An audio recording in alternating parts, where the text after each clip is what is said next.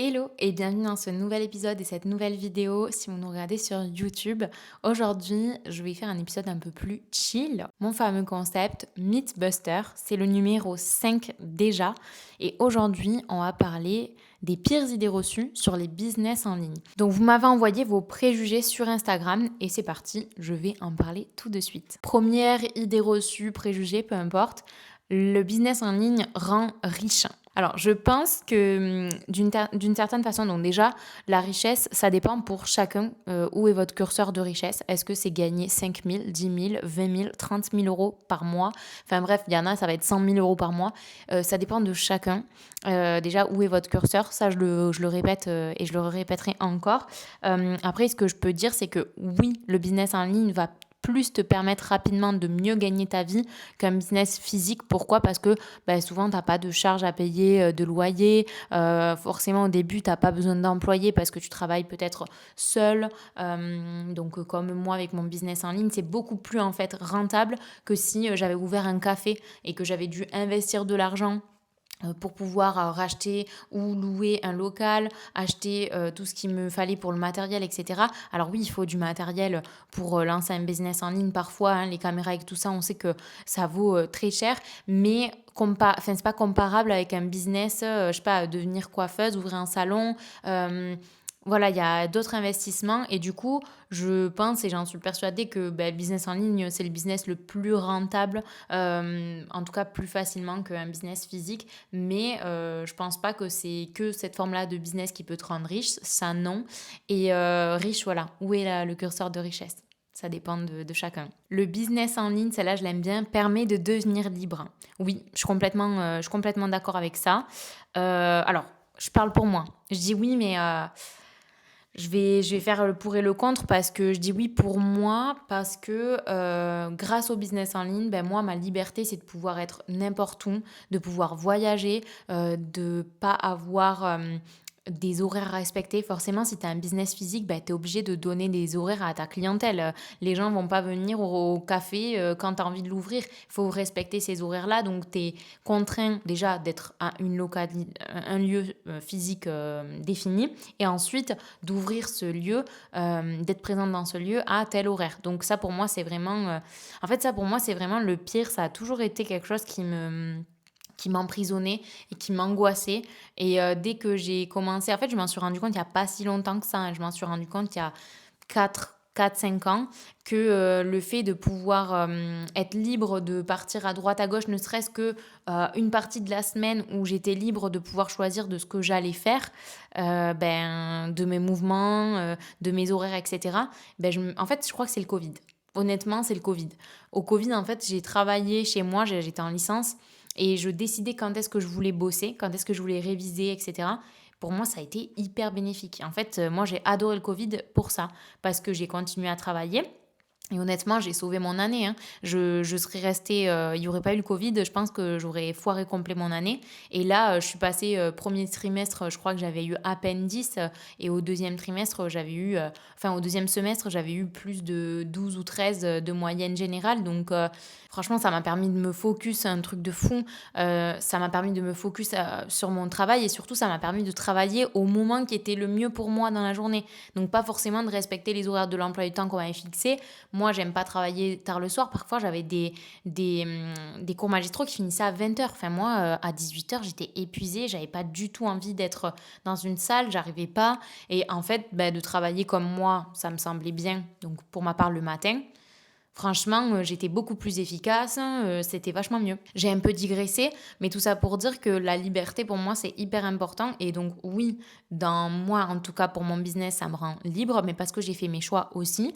C'est-à-dire que j'ai choisi à un moment donné, avoir des clients en physique et à un moment donné de dire stop à ces clients en physique et de prendre que des clients en distanciel pour avoir cette liberté à 100%, pas que de mes horaires, mais aussi de mon déplacement, donc de pouvoir voyager. Et je pense qu'il y a des business dans lesquels, alors on dit que voilà, on est libre, etc., mais qui peuvent aussi t'emprisonner parce qu'ils peuvent, j'en suis pas à ce stade-là, moi personnellement, qui peuvent te plonger tellement dans le travail que tu n'en sors jamais et au final, tu es un peu prisonnière de ça. Même si oui, tu peux choisir de partir à droite, à gauche, mais en fait, tes horaires, vu qu'ils sont pas définis, bah, ça devient pire parce que tu es constamment en train de travailler et au final, même tu mets plus ta famille et ta vie personnelle de côté, voire tu l'oublies complètement. Et parfois, bah, c'est comme ça qu'il y a des entrepreneurs qui font des burn-out et qui en peuvent plus tout simplement. Donc, je sais pas trop quoi en penser. Moi, je parle de mon expérience. Enfin, je sais pas trop quoi en penser. Je dis de par rapport est-ce qu'un business en ligne, ça permet de devenir libre? Oui, par rapport à mon métier, moi, de community manager et à ma situation. Après, ou quelle liberté tu parles? Il y a la liberté financière, il y a la liberté géographique et de temps. Moi, c'est ces deux-là qui m'importent. Et bien évidemment aussi la liberté financière, ben, c'est vrai, hein, plus tu travailles, plus tu gagnes de l'argent. Mais du coup, au détriment des deux autres libertés, bien évidemment, si tu dois travailler plus, ben, peut-être que tu auras moins de temps à passer avec ta famille. Donc tu vas passer plus de temps, tes horaires vont être plus conséquents. Mais voilà, tout est une question de gestion, de calcul, de ce que toi tu as envie d'avoir comme quotidien, comme mode de vie, comme business en fait tout simplement. Et voilà, et donc si la raison pour laquelle tu as envie d'entreprendre, c'est parce que tu as envie d'avoir cette liberté, bah, définis quel type de liberté tu as envie d'avoir. Est-ce que c'est les trois? Est-ce que c'est plus l'une ou l'autre? Est-ce que c'est plus comme moi, bah, le fait de pouvoir être libre, de bouger et d'avoir la liberté de ton temps, de te dire ok, ce jour-là je travaille pas parce que j'ai un repas de famille et j'ai envie de prendre ma journée off. Enfin bref, c'est que des petites choses comme ça, mais qui finalement, pour moi, me rendent vachement riche en fait. Parce que pour moi, le temps, c'est quelque chose d'hyper précieux et du coup, d'avoir le temps de pouvoir partir à l'étranger, de pouvoir te consacrer à tes proches, etc.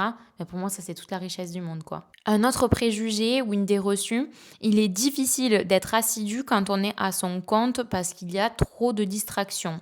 Je pense que cette personne-là voulait dire que c'est difficile du coup de gérer le business en ligne si enfin en fait de t'y focus à fond et de réussir là-dedans parce que tu peux vite te laisser emporter par d'autres chemins et ou ne pas t'y mettre à fond parce que ben en fait c'est tellement pas palpable au début vu que c'est du business en ligne que ben il y a pas d'horaire de travail donc si t'es pas quelqu'un de très organisé ben tu vas pas t'y mettre. Tu vas du coup peut-être rater des ventes. Euh, des choses comme ça. Je pense que c'est sur ce point de vue-là. Alors, si c'est le point de vue, c'est difficile comme ça, bah, en fait, si t'es pas quelqu'un qui va te fixer des choses à respecter, parce que tu es ton propre patron, donc personne va te dire ce matin, tu te réveilles à 9 heures, tu vas bosser, ou cet après-midi, tu vas pas avec tes potes et tu travailles, peu importe comment tu veux t'organiser, ben, si t'es pas capable, toi, de te mettre tes propres responsabilités et tes propres limites à ce que tu peux accepter, pas accepter, et au moment où tu dois te mettre à travailler, forcément, ça va être compliqué. Après, si t'es quelqu'un ben, qui a envie de travailler, qui a envie de faire fonctionner ton business, logiquement, tu vas t'y mettre de toi-même et c'est pas forcément plus difficile que ça. Ça sera ton business, donc tu auras envie de le faire. Donc voilà, moi j'ai un peu l'avis partagé, enfin, dans le sens où oui, peut-être que ça peut ne pas te correspondre parce que toi, tu n'es pas quelqu'un qui pourra gérer ça toute seule ou tout seul. Et de notre côté, ben, si tu te lances dans un projet qui est le tien, tu auras forcément envie de donner ton corps et ton âme. Donc, ben, tu vas couper les distractions. Après, c'est parfois difficile. En fait, ce qui est difficile, ça va plus être de dire non, de savoir dire non, je viens pas.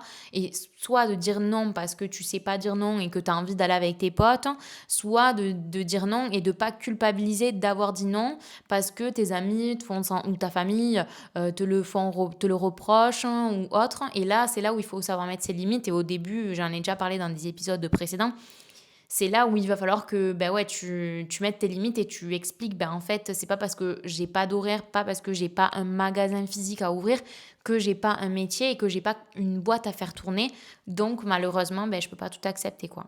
Un préjugé un petit peu pour rebondir sur ce que j'ai dit tout à l'heure, c'est pour les feignants, pardon, et l'argent rentre tout seul dans le business en ligne. Donc je pense, sous-entendu, c'est le business qui tourne tout seul. Tu crées un truc un peu comme on avait vu là en ce début d'année. Ouais, tu demandes à ChatGPT une idée, tu fais un e-book et tu le vends à tant d'euros, t'en vends tant par mois et ça te fait un salaire genre de 4 000 € comme ça qui tombe tout seul. Ça m'avait rendue folle de voir ça. Du coup, forcément, en fait, il y a des personnes je comprends qu'il y ait, ce préjugé et cette idée reçue, parce que du coup, bah, il y a eu ces genres de trend ou phénomène, viral, on va dire, de croyance que, si, que tu peux créer un produit en un claquement de doigts. Parce que oui, c'est vrai, dans le business en ligne, bah, tu peux lancer très rapidement quelque chose, plus rapidement qu'un business physique, comme je disais, qui va te demander peut-être un prêt à la banque, des travaux, voilà, des installations, une organisation différente qu'un business en ligne. Ça va te demander, oui, de communiquer sur les réseaux sociaux et de créer bah, une page de vente, etc. Mais ça peut être fait très rapidement. Donc, et ça peut décoller aussi très rapidement. Donc je comprends qu'on dise que l'argent peut rentrer tout seul, mais ça rentre pas tout seul en fait. Parce que si tu penses que tu vas créer une solution miracle comme ça, un claquement de doigts, et que ton argent ensuite il va rentrer tout seul et que tu n'auras rien à faire, franchement t'es pas au bon endroit, t'es pas sur la bonne chaîne. Donc les bons business en ligne en fait, ça va être des personnes non, au contraire, qui vont bah, pas du tout être feignants, mais qui au contraire vont donner beaucoup de leur temps, bien plus que ce qu'on peut penser, parce que c'est un vrai préjugé ça, sur leur business, pour leur business, parce que ça demande beaucoup de travail aussi, même si j'ai pas envie de comparer avec un business physique, parce que je me dis que ça doit être parfois encore plus de travail, mais je suis pas sûre parce que enfin, je suis pas sûre. Je me dis aussi que le truc du business physique, c'est que tu as des horaires et que tu peux te dire, OK, par exemple, j'ai un coffee shop.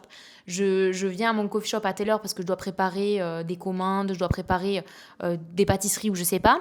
Et je sais que je ferme à telle heure et que je vais pas ouvrir tel jour. Alors que quand tu as un business en ligne, c'est tous les jours. Tu reçois une notif, tu reçois un truc, t'as pas d'horaire. Donc, soit tu es le type de personne qui va être à fond dans ton business et du coup, ben, parfois tu vas travailler beaucoup plus que ce que les gens imaginent.